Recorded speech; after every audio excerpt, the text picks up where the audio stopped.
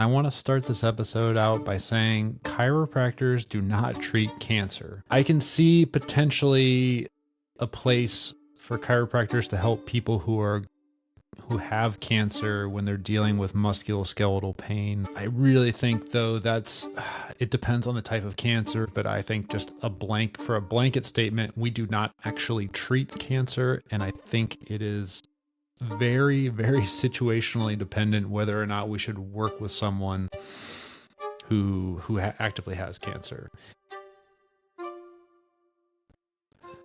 Welcome back to another episode of the Build Beyond podcast. As always, this podcast exists to challenge and guide you so that you can reach your full potential. This is going to be a short solo episode, and I want to start this episode out by saying chiropractors do not treat cancer. We don't treat cancer. I think it's debatable whether or not we can treat patients who actively have cancer even. And that is, I actually looked it up because there's some opinion pieces on it. I can see potentially a place for chiropractors to help people who have cancer when they're dealing with musculoskeletal pain. I really think though it depends on the type of cancer, it depends on the stage of cancer, it depends on a lot of different things. And I don't know, if I was going to participate in something like that, I'd really have to have a face-to-face with the oncologist and the patient to make sure that we were all on the same page. But I think just for a blanket statement, we do not actually treat cancer, and I think it is very, very situationally dependent whether or not we should work with someone who actively has cancer. And I'm going to tell you a story right now on why this bothers me. Well, a couple of stories. First, I'm going to remind you of the story of why this podcast exists and why my business exists and why it's called Build Beyond. My dad died of metastatic lung cancer 5 weeks after he was diagnosed.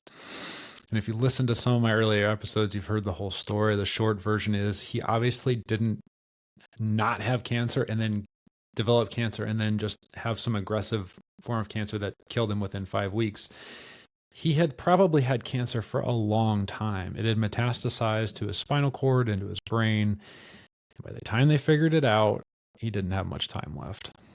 Now, as I've said before, I do not blame all those providers who saw him over those years. It's very realistic he would have died of cancer on the same day anyway. I'm just going to, for the sake of goodwill, just assume that. I do see it as a missed opportunity, though, because 5 weeks was not a lot of time to say goodbye. And it was the only time in my dad's life that I remember seeing even an ounce of fear in his eyes. And my dad was a super religious guy, devout Catholic, and I think for anybody, even if you're confident that you're going to heaven and that you've lived a good life, I still think facing your mortality that quickly, it's tough. And he went through a lot of pain, and it was a hard situation. Now, unfortunately, within the last couple years of his life, he did see a chiropractor regularly who was treating him while he had cancer. I have a problem with that. Again, I'm not going to put it on the chiropractor.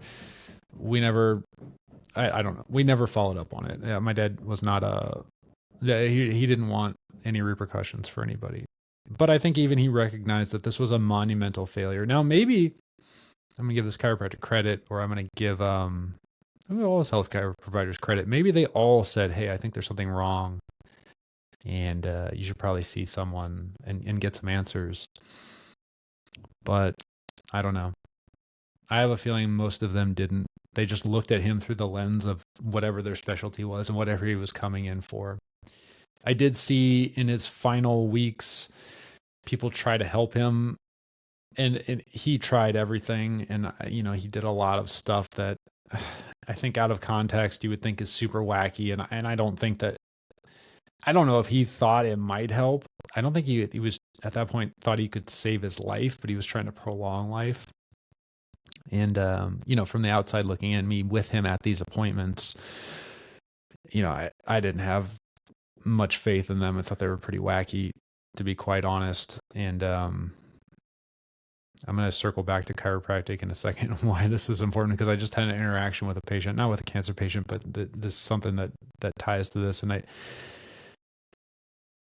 I take it personally, and I probably shouldn't, but it's hard, and it's hard being a chiropractor when I feel like my dad was let down by a lot of healthcare providers. One of them was a chiropractor, or probably multiple chiropractors. And when, it was really an opportunity to be a healthcare provider, not just a chiropractor, to actually step in and not be the hero and not save him, but hey, we got to get some answers. There's a lot of things adding up here, and they're not good. This could be a big deal for you. And I can guarantee you that if we gave my dad's case to anyone in any type of healthcare grad school who is in their first class of differential diagnosis, most people are going to nail cancer. Most people are going to pick out lung cancer. I'm not going to go through it, but it should have been pretty obvious. And it's frustrating. So anyway, I had a patient come in the other day, and I'm going to change enough of this story to protect the patient's identity, and but still save, I think, the meat and potatoes, the context of why this frustrated me so much. This gentleman, he booked an appointment with me online. I'd never met him before. Filled out all this paperwork real quick, and then sent me an email with images, X-ray images, saying that he had come from another chiropractor. Here are the X-rays. And I want to keep in mind too, I mean, if you know me and you know this podcast, I practice in Hillsdale, Michigan. This is not a provider in Hillsdale, Michigan. So if you're listening to this and you're trying to figure out who locally I'm talking about, it's not a local healthcare provider. And I want to try and protect this chiropractor and this practice's identity, because I want to give them the benefit of the doubt. Maybe there's something that I don't understand here, but this is not, it's not adding up to me. So I looked at the images, and I could immediately tell that it was a chiropractor that did it. And if anyone doesn't know what I'm talking about, chiropractic historically used X-rays in a very specific way that it isn't really validated right now. And I'm not going to go into the nuts and bolts of that. I think maybe if I had a radiologist on to explain it a little bit better, but we didn't know a lot of stuff a while ago. And so chiropractors at that point in time decided to use X-rays in a specific way with their limited understanding of X-ray technology and of the human body. And it was logical then. Since then, things have developed, and that a lot of these antiquated procedures and methods for using X-rays are outdated, and they haven't been updated within certain parts of the profession. So with that being said, I looked at these X-rays, and I could obviously tell, to me, that a chiropractor had drawn the lines on there and done everything. One thing that I thought was interesting, and again, I didn't have the context, but that when you shoot an image, especially of the low back, and you get it from like a profile view, if there's any gas anywhere in the system, like in the digestive tract, you'll see it. It'll show up. It's, bowel gas. It just shows up on imaging. They had circled it, bowel gas, and had an arrow to it. And I didn't have the X-ray report, so I don't know what that was for. But essentially they circled a fart and put an arrow to it. So I was just like, oh man, hopefully the explanation was, I don't know. I was already skeptical. So I got on, I obviously could tell who shot the images because the email had been forwarded to me. So I looked at the healthcare provider's website, this chiropractic website, and I'm looking at it right now. Again, I'm not going to reveal what this is, but this is a problem. And it's probably not just a chiropractic problem. This is probably an issue with a lot of different healthcare professions.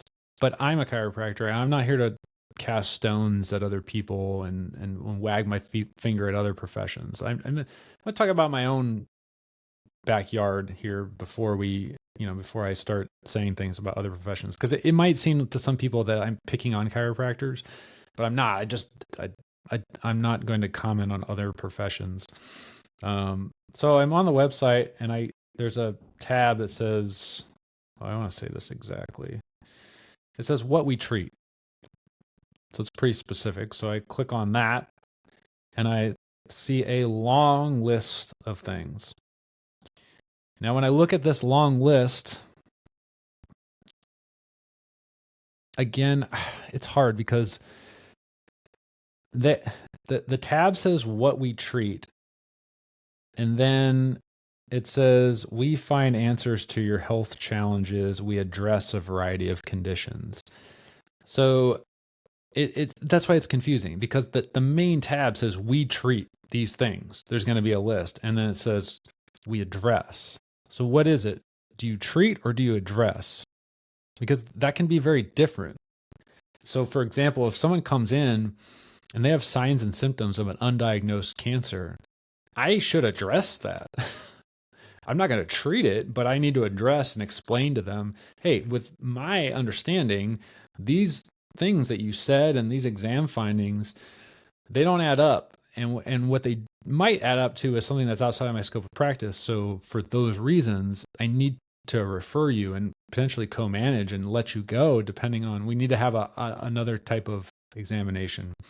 So already this ambiguous language, and it frustrates me because it's confusing. Because what we treat is that main thing. So that's drawing people in, and then they're going to look at a list, and they're maybe not going to understand the nuance. Now, again, maybe this is just a web developer issue. I'm trying to see both sides of it. But when I'm looking at this, I think it's debatable whether, as chiropractors, we should even address any of this stuff, other than saying, hey, I think you might have an issue with this. We need to get you to another provider. Some people are going to disagree. I'm not going to go through this extensive list, but I don't know. There's like hormone stuff on here. And you might say like, oh, well, someone potentially has a hormone issue. Nutrition is within our scope of practice. And if someone has a glaring nutrition issue, that could affect. So I think that maybe a lot of these, like technically within our scope of practice, we could address. I still think it's the way that this is set up on this website is they're almost setting themselves up to be the primary provider, like the quarterback. And I'm looking at a lot of these and it's like, okay, I'm going to give you some grace. I would say the vast majority of these, we could potentially, depending on the case, participate and play an important role, but we should not be the primary care provider for most of these things. And one of them is cancer. And that's really what bugs me. I don't, other than recognizing the signs and symptoms and potentially being brought in by an oncologist to assist with something, I don't see how we play any role. I mean, it says breast cancer, it says all cancers. I don't know. There's just, so anyway, I go through all this before my patient walks in. And I'm talking to this guy, and he's well aware he has multiple health issues. He had been down a pipeline through standard, the healthcare system before he went to a chiropractor. He had actually never been to a chiropractor before. And he was dissatisfied with the healthcare that he was receiving. He was unhappy with his experience, and he just felt like a lot of people feel. They felt lost in the system. So, he got referred or recommended to this chiropractic office, and, they convinced him. I'm sure it was he connected, he felt, and they had these explanations, they took these x-rays. And so this brings us to another topic that I've discussed before, and it's chiropractic subluxation. So in the late 1800s, chiropractors were getting results. They didn't really know what was going on. I mean, a lot of people didn't know what was going on, so it's not really any fault of theirs. We didn't have a ton of research. And medicine, to be fair, at that point was, probably still bloodletting and using leeches and recommending tobacco and things like that. So it's not like the alternative was, chiropractic was the alternative, but it was the alternative to something that wasn't great anyway. So they were trying to come up with explanations, and they had this philosophy system that they created, and it was logical, I think, at the time. Now it is not held up. So part of the philosophy is that there's this thing called the chiropractic subluxation. So if the spine has a misalignment, that affects a nerve root and it creates nerve interference. I'm using air quotes if you're not watching this video, which I don't know what still don't know what nerve interference is. It's basically any disturbance of the nerve, and those nerves run to organs. And then because there's nerve interference, those organs don't function well. So if someone has an internal medicine problem, for example, like I don't know, gastritis or colitis or Crohn's disease. I'm literally reading off this website. Endometriosis, food allergies, hot flashes, cancer, GERD, gallbladder issues, anything going on internal medicine wise or pathology wise. If we look to the spine and we go crack their back in that specific location and remove this nerve interference, and then the signal goes there, the system works better and everybody gets healthy. So you look to the spine first. And that has just literally never panned out. I honestly, this is where I was attracted to chiropractic initially. This is the type of, I had been going to chiropractors my whole life. I had heard this story over and over again. I'd been told there's a bunch of science behind it. I don't know. And obviously I don't believe this anymore, but I've actually looked for it. So I've gone to take courses on subluxations. I've really tried to see the other side of this. And I think when you have research, if you're not used to looking at research, there's different types of research. So you can have anecdotal evidence, which are just stories. And we have a lot of stories. So that's like a pretty low level. So it's like, hey, I had one patient come in, they were having digestive issues. I cracked their back and then they didn't have digestive issues. That is technically evidence if I write it up and publish it. It's weak. It's incredibly weak, but it's a start and it's not insignificant necessarily. So if I was as let's say as a profession and all the chiropractors are looking around saying, hey, every time we adjust someone's low back, their diarrhea goes away. It's crazy. Well, we could say, okay, well, we need to get some research maybe to understand the mechanism. So that could be like another level of it. It's like, well, okay, so when we adjust this area, we do some EMG studies, or I don't know, we do something and it's like this nerve is affected and this nerve runs to this organ. Therefore, we think this is the mechanism for why we're getting the results that we're getting. Okay, good. It's better. But then ultimately, you need to go to research that shows health outcomes. So this is where you would say, well, let's pick a disease. Let's pick, I don't know, what's something that's on here? Let's pick Crohn's disease because they have this on their list that they treat Crohn's disease or they address Crohn's disease. And we're going to have a group that gets the standard care that people with Crohn's disease get. I don't know what that is. And then you have a group that doesn't get any treatment. They just kind of go on their own like they normally would. And then maybe you have a group that gets chiropractic adjustments. And then maybe if you can have a group that gets like a sham treatment of some sort. There's different ways you can do that. And then you try and have a large sample size and you see what happens. And the idea would be is do the people who, if getting adjusted in an area of your spine actually, like if that mechanism actually works, like clearing the nerve interference, again, I'm doing air quotes, affects the nerve, then you should see that population of people have their Crohn's disease improve significantly. Like the statistics should be significant. That's not enough. Then you have to compare them to the people who didn't have any treatment. Is it better than no treatment? Is it better than the standard treatment? Is it better than the placebo?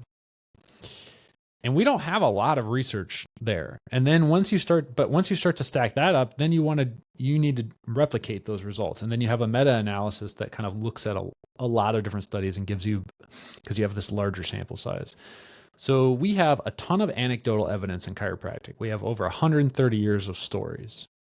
We have a growing number of mechanistic studies for a variety of things where you go and you crack someone's back or you crack someone's neck, and then you see some type of change in the nerve function temporarily.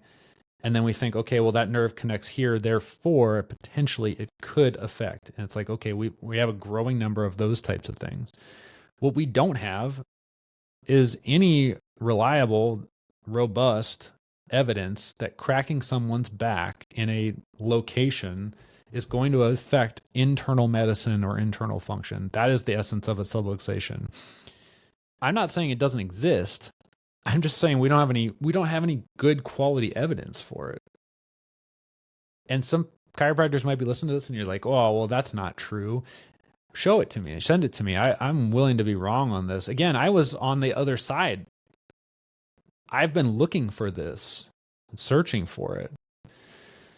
The best analogy I can give you if you're a patient and you're listening to this and you're like, well, my chiropractor says all these things. This is like the Bigfoot argument. There are people out there who are firmly believe that Sasquatch is a real thing. They've got some grainy photos. They've got a bunch of eyewitness accounts, and that's it. How long have we been looking for Bigfoot? At some point, they're either going to have to abandon that or they're going to have to show something more than grainy photos and eyewitness accounts. I unfortunately, with this argument about like treating internal medicine and adjusting people and having their food allergies go away, we need more than anecdotes. We need more than mechanistic studies. And what bothers me is when someone comes to me and they have these issues. They were burned out with the medical system, and I get that. They go to a chiropractor, the chiropractor x-rays them, finds subluxations, and this patient knew the term chiropractic subluxation. So this was his diagnosis, and was told that this is going to be the solution to a lot of your problems. And he wanted to know, so he was coming to me for care. Can I continue to adjust him and correct his subluxations to keep him on this path of healing? And what I told him is, I can keep adjusting you if you want, and I will do my best to replicate whatever you were getting before. If you value it, as long as it's safe, I'm going to do a history and exam. I'll do that for you. What I can't do is I can't validate that story. I just can't. I can't let you. I can't stop you from thinking it, but I can't just say that is a realistic possibility, because I don't think that it is. And I think that you will make healthcare choices, probably poor healthcare choices, if you continue to believe this stuff. I also told them that, I am willing to be wrong. Maybe I am wrong. So I'm just giving him my opinion. But I also told him the story about my dad. And I just feel like I'm at a point where it's like, you can believe what you want to believe. It's a free country. Other chiropractors can say what they want. They can practice how they want. But since it's a free country, if someone asks me my opinion, and they actually want my opinion, I'm going to give it to them. And that's how I feel. I honestly think a lot of these chiropractors, probably all of them, are well-meaning. I don't think anyone's out to scam anyone. I don't know why they believe these things. I don't know what evidence that is out there. And, there are certain researchers who are within the chiropractic profession who are more well-known for doing research on these types of things. And, a lot of times people who are chiropractors who believe this kind of things, believe that you can adjust the spine and affect organ systems, they will point to specific people who do research. I have looked at those studies. I mean, if someone's listening to this and you have something that you think is not an anecdote and is not just a potential mechanism, that there's actually health outcomes, I'm willing to see it. Now, is there research that shows health outcomes with chiropractic adjustments? Yeah, I think so. I think one of the most interesting things and probably promising things is that when you look at opioids, people, and there's sort of studies out there that show that people who, if opioids are a realistic thing, like it's a realistic option for them, they're in that much pain, chiropractic can help reduce the use of opioids. And I think that's totally valuable. And I would say that's a health outcome to me, since it can be potentially, the addiction can be fatal. So I'm not negative on chiropractic adjustments. I'm not negative on chiropractic at all. I look at a lot of these things, and a lot of these conditions, and I think, well, if someone's got musculoskeletal pain while they're going through menopause, or they're struggling with mood disorders, anxiety, or depression, a lot of that is going to affect their ability and their willingness to meet physical activity guidelines. So if someone's got any of these issues and there's no contraindication for me working with them, and they said, well, can you treat these things? I would say, no, I can't treat them. They're not within my scope of practice to treat. But I can help you with the musculoskeletal pain that you're experiencing, with the goal of trying to increase your physical activity. Because if we can increase physical activity over an extended period of time, we know that it can have effects on other things. Like it can affect your mood, and it can affect your sleep, and it can decrease your risk for a lot of things like heart disease and cancers and type 2 diabetes. It can decrease your risk for Alzheimer's and dementia. It can boost energy levels. It can affect your immune system. There are so many positive things with increasing physical activity. And I feel like that's a role that chiropractors should play more of a larger role in that. So the second and third order benefits of helping people manage pain and helping them increase physical activity can have a ripple effect that could affect hormone function, could affect their thyroid, it could affect weight loss, it could affect fertility, it could affect all of these things, but we don't treat them. Most of these things we do not treat. We are not the quarterback for these conditions, and especially cancer. And I wouldn't nitpick a lot of these, although I don't agree that these should be on here. I can see it. Cancer is just it just rubs me the wrong way. And I've worked at places where we've used that as an analogy, and I'm not gonna take a hard line on a lot of these things. I'll have some grace.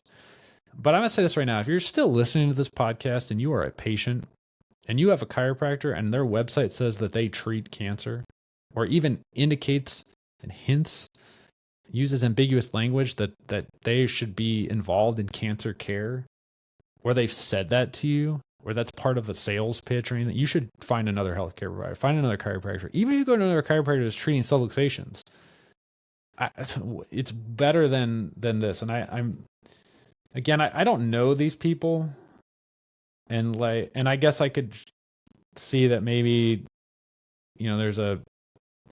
maybe the website was changed. I don't know. Maybe there's a breakdown in communication. But this I don't know. If I don't know anything and I'm a patient and I'm like, oh, what do they treat? And I look at this and then I see cancers, breast cancer on there. I'm not maybe looking at the fine print where they say, well, we address a variety of conditions. You address it or you treat it? Because you need to be very specific with this language, I think, to me. I don't know. It's something that frustrates me about the profession. It's one of the reasons why it's hard for me to recommend chiropractic if I don't know the chiropractor. If someone asks me, it says that, I've got a kid and I think they have a viral infection. Do you think going to a pediatrician or a primary care physician is a good idea? Yeah, they're probably going to hit a home run on that, regardless of their philosophical beliefs or what medications, or if they like supplements or whatever. They're going to be good at that. With chiropractic, I don't know. Someone could say, well, I'm thinking about going to a chiropractor for low back pain. And they could be like my dad. They could have an active cancer and they could go here, and then someone's like, oh, we'll adjust that and we're going to fix it. And it's just, I don't know. I don't like it. But I don't know. What do I know? Maybe I'm wrong. So, hey, I'll throw this out there. If you're a chiropractor or, I don't know, any healthcare provider, and you think I'm crazy and I'm way off balance, hit me up. I would think, let's have a phone call. Let's have a conversation about it. Maybe we'll go back and forth on some research, and then we can have a good civil discussion on this podcast about it. And maybe we can find some common ground. The interesting thing is, I think with a lot of these people who I don't agree with, I would be willing to bet statistically we actually agree on a lot of stuff. It's just, there's just some stuff, man, that's like that. I don't know. It bothers me. It probably shouldn't, but it does, because it's my profession. And I feel like, so for those who don't know, I I was in the Marine Corps for a while, and and I remember this idea, and I don't remember exactly how it was phrased, but it was phrased a little bit different. It's like, when you're going out there and you are obviously a Marine, even if you're not in uniform, you've got the haircut, you probably are living around a Marine base. You can just tell a Marine from a mile, an active duty Marine from a mile away, usually, for good and bad. I mean, it's kind of obvious. And I remember, there's this idea that the Marine Corps has a storied history. There's a lot of people who came before us who did a lot of incredible things. We as individuals do not have the right to muddy the reputation of the Marine Corps. Just like, what have we done? Even for people out there who have done multiple deployments and they've got all kinds of medals, you still don't have the right to make the Marine Corps look bad. Everybody who came before you and everyone is going to come after you, this organization is bigger than us. And we have to treat that with respect. And that's how I feel about chiropractic. I don't have the same love for chiropractic as I did for the Marine Corps. And I'll be totally honest about that. But I also don't think Marine Corps had an identity, and it had an identity that I bought into. And honestly, when I got in, it upheld that identity. The Marine Corps delivered everything it promised and more. Chiropractic, I don't know. We talk a big game. Yeah, a big enough game to convince me to be part of this profession. And to be fair, there are some amazing chiropractors out there. I know some. I know a couple chiropractors who, my own kids, I don't think I'd take them necessarily to get adjusted, but it was like, if I didn't know someone in my family, I didn't know, and I wanted someone to objectively assess them, I know a handful that are so good at diagnostics, and they're so good at communicating, and they're so good at thinking outside the box. If they couldn't figure it out, I'm willing to bet they could get us to someone who could. I know a lot of PTs that way too, to be honest. And I know some physicians like that. I know a lot of people aren't like that. So I don't know. I think I look at chiropractic and I go, okay, I'm going to be part of this. I want to hold this profession to a really high standard, and it bugs me. Chiropractors do not treat cancer. I'm just going to say that out there. This is the title of this episode. Chiropractors do not treat cancer. And I think it's situationally dependent whether or not we should be involved with someone and helping someone who actively has cancer. And I think that only should happen based on a discussion with the oncologist and the patient and the chiropractor to make sure that everybody's on the same page. Because I'm sure that there are multiple scenarios where it's appropriate and effective. But yeah, it's a little personal, I guess. Probably too personal. Anyway, if you're still listening to this, thanks for listening. It's kind of an intense episode, but it's just something that happened to me recently. And I don't know, it's been on my mind. Maybe this podcast is just about therapy for myself. I don't know. Anyway, thanks for listening, and stay tuned for another episode.